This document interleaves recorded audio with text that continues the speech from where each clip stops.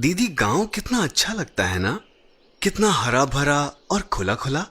काश मैं इस तरह की जगह पर हमेशा के लिए रह सकती।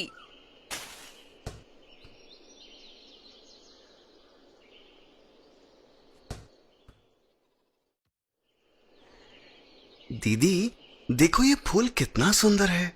अरे ये तो सच में बहुत सुंदर है। इस फूल का नाम याद है? दादी माँ ने हमें कई पौधों के बारे में बताया तो था, लेकिन जब जरूरत पड़ती है तब कुछ याद नहीं आता। अरे पगले, इतना तो मुझे पता है कि इस पौधे का प्रयोग किसी दवाई आदि में होता है। यहाँ अनुमान लगाने से अच्छा है इसे दादी माँ के पास ले चलें, वही बताएंगी।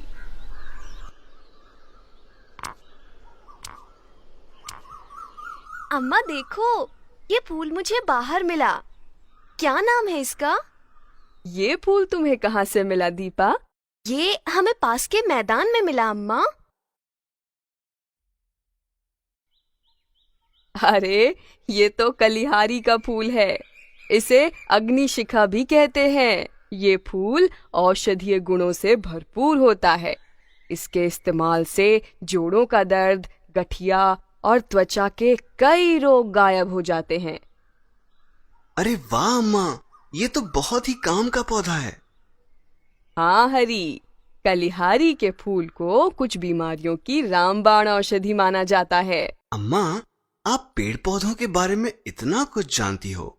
आपको तो इस विषय पर एक किताब लिखनी चाहिए। मुझे ये करने की जरूरत नहीं है। हमारी बीएमसी ने पहले से ही इन सब जानकारियों को रिकॉर्ड कर रखा है। पीएमसी क्या है अम्मा?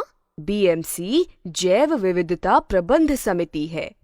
ये समिति किसी क्षेत्र के पेड़, पौधे, जंगल आदि जैसे प्राकृतिक तत्वों के रखरखाव का हर तरह से ध्यान रखती है। तुम तो जानते हो हमारे देश में कितनी तरह की विभिन्नताएं हैं, कितनी अलग अलग तरह के लोग रहते हैं यहाँ पर। हर समुदाय के पास पुराना पारंपरिक ज्ञान है। अपने आसपास के वातावरण की छोटी से छोटी जानकारी है। सब जानते हैं इस ज्ञान को बचा के रखना कितना जरूरी है। जब ये ज्ञान सुरक्षित रहेगा तभी तो हम अगली पीढ़ी तक इसको पहुंचा पाएंगे। बस ऐसी ही धरोहर को संरक्षित रखने के लिए इन समितियों का गठन हुआ है। भारत के पार्लियामेंट द्वारा जैव विविधता अधिनियम के अंतर्गत ऐसे कुछ नियम बनाए गए हैं, जिनके चलते हर पंचायत में इन समितियों का गठन होना है। ये क्या काम करते हैं अम्मा? ये ऐसी योजनाएं बनाते हैं जिनसे हमारे क्षेत्र के जीव जंतु, वनस्पति और अन्य प्राकृतिक संसाधन सुरक्षित रहें, ताकि हमारे बच्चे और आगे आने वाली पीढ़ियां उनका लाभ उठा सकें। इसके अलावा क्षेत्र में पाए जाने वाले प्राकृतिक संसाधनों का बीएमसी रिकॉर्ड रखता है। हर क्षेत्र की एक जैव विविधता पंजी यानी पीबीआर बनाई जाती है, जिसमें सारी जानकारी रिकॉर्ड होती है। एक रजिस्टर में ये सारी जानकारी? हाँ हरी, एक रजिस्टर में क्षेत्र के पेड़, पौधे, जीव जंतु की जानकारी पूरे विस्तार से लिखी जाती है। मानव इन्हें किस तरह से उपयोग लाते हैं, चाहे वह दवा के रूप में हो या भोजन के रूप में या सौंदर्य प्रसाधन के रूप में, हर चीज का ब्यौरा इकट्ठा किया जाता है। सोचो, हम अपने आसपास के वातावरण से, जंगलों से कितना कुछ लेते हैं। जंगली फल, शहद, जड़ी बूटियां, परफ्यूम तक, और आज से नहीं कितने हजारों सालों से लेते आ रहे हैं। तो ये जितनी भी जानकारी है सब उस पीबीआर में रिकॉर्ड हो जाती है, ताकि हमारा अपने पर्यावरण से संबंध ना टूटे। ये रजिस्टर कैसे तैयार किए जाते हैं? बढ़िया सवाल किया हरी। पीबीआर तैयार करना किसी एक व्यक्ति का काम नहीं, बल्कि बीएमसी और अन्य क्षेत्रीय समुदायों की मेहनत का नतीजा है। हर प्रकार के लोग इसमें योगदान देते हैं। इससे कई कृषि, बागवानी, पशुपालन, मछली पालन और वन विशेषज्ञ, शोधकर्ता, स्कूल और कॉलेज जुड़े रहते हैं। हर व्यक्ति हाथ की एक उंगली की तरह है। जो अपनी विशेषता और अनोखा दृष्टिकोण लेकर आता है, जिससे बीएमसी को क्षेत्र के जीव जंतु और वनस्पति पहचानने में मदद मिलती है।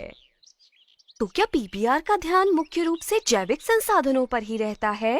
नहीं बच्चे, पीबीआर का ध्यान कई चीजों पर होता है।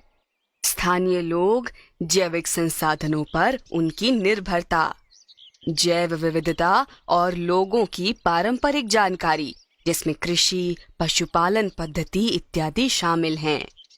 क्षेत्र का भूमि परिदृश्य, जल परिदृश्य, प्रबंधन मामलों पर लोगों की सोच।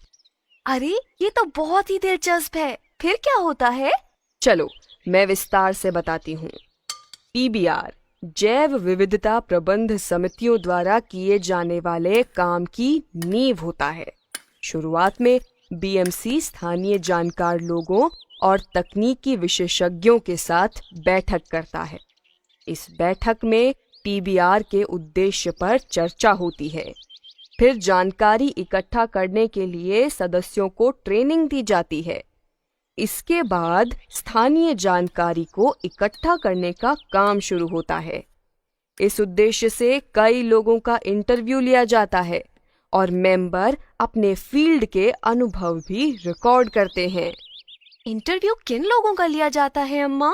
अरे जानकार लोग, जैसे किसान, वैद्य, हकीम, पारंपरिक जानकारी रखने वाले और वे सारे लोग जो प्राकृतिक संसाधन इकट्ठा करते हैं या उनसे किसी भी तरह से जुड़े हुए हैं, तथा अन्य स्थानीय लोग। स्थानीय पंचायत और एनजीओ के सदस्य भी अपनी जानकारी साझा करते हैं। उसके बाद बीएमसी सभी जानकारियों की जांच करता है और अंत में उन्हें पीबीआर में शामिल कर लेता है।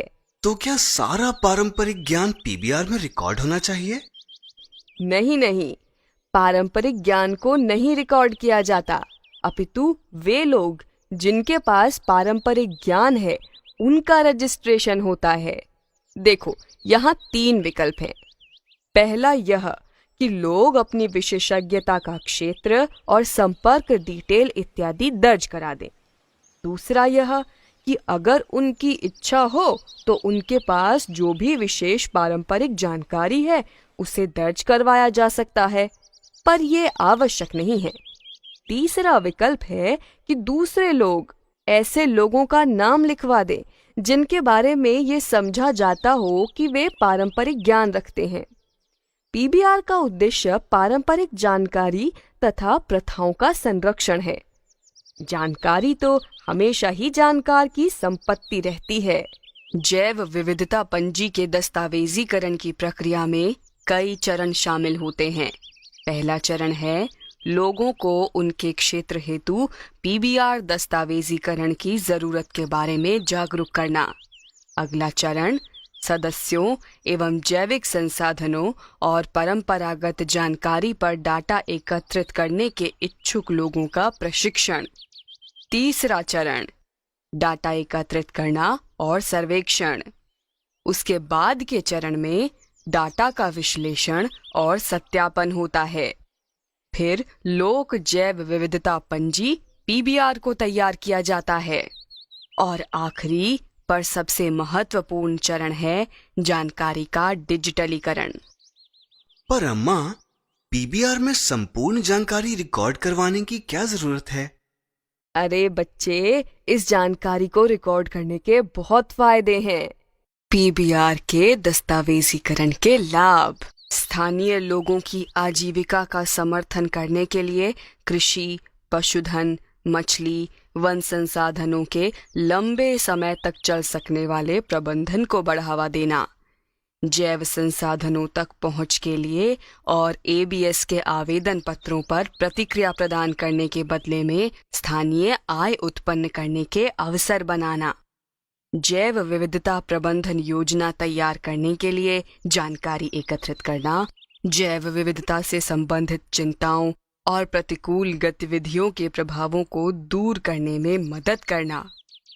वर्तमान काल और भविष्य में हमारे समाज के लाभ और भलाई के लिए विज्ञान और स्थानीय पारंपरिक प्रथाओं को एक साथ लाना।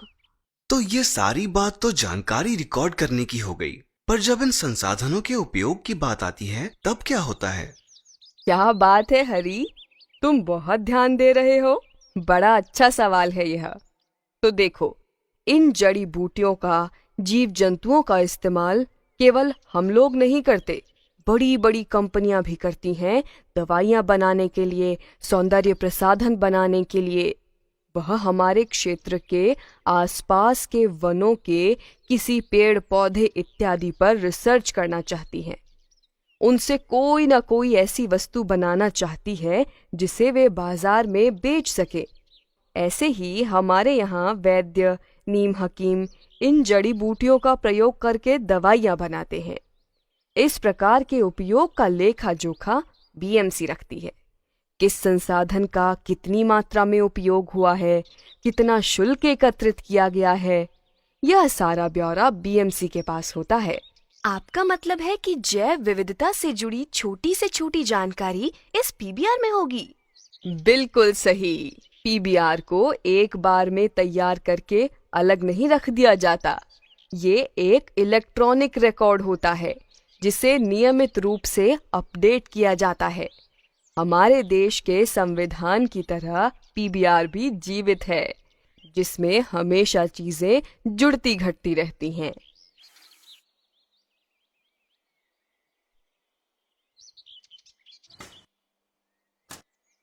अम्मा, आप बीएमसी और पीबीआर के बारे में इतना कैसे जानती हैं? मुझे तो हमेशा ही पेड़ पौधों से प्यार रहा है। छोटी उम्र से ही अलग अलग तरह के फल, पत्तियां, जड़ी बूटियां आदि इकट्ठा करती रहती थी और अपनी माँ को ढेर सारे सवालों से तंग करती थी। मेरा सौभाग्य है कि मेरी शादी भी ऐसे व्यक्ति से हुई जिनकी प्रकृति में उतनी ही रुचि थी जितनी कि मेरी। आज तुम्हारे दादा न सिर्फ एक बागवानी विशेषज्ञ हैं, बल्कि हमारी बीएमसी के अध्यक्ष भी हैं। हम दोनों तो आज भी इन्हीं चीजों के बारे में बात करते रहते हैं। और पता है, मैंने भी अपने गांव में पीबीआर के लिए इंटरव्यू दिया है। अरे वाह, ये तो हमें पता ही नहीं था। अम्मा, मुझे भी सिखाओ ना, पेड़ पौधों के, उनकी प्रजातियों के बारे में। मुझे भी इतना जानकार बनाओ कि बीएमसी मेरा इंटरव्यू लेने आए। मेरे पास एक आइडिया है। क्यों ना बागवानी विशेषज्ञ के पोता पोती घर के पीछे के आंगन में थोड़ी बागवानी कर ले? बिल्कुल। और किसे पता है, जब तुम गांव में रहने के लिए लौटो तो एक दिन तुम भी बीएमसी के सदस्य बन जाओ।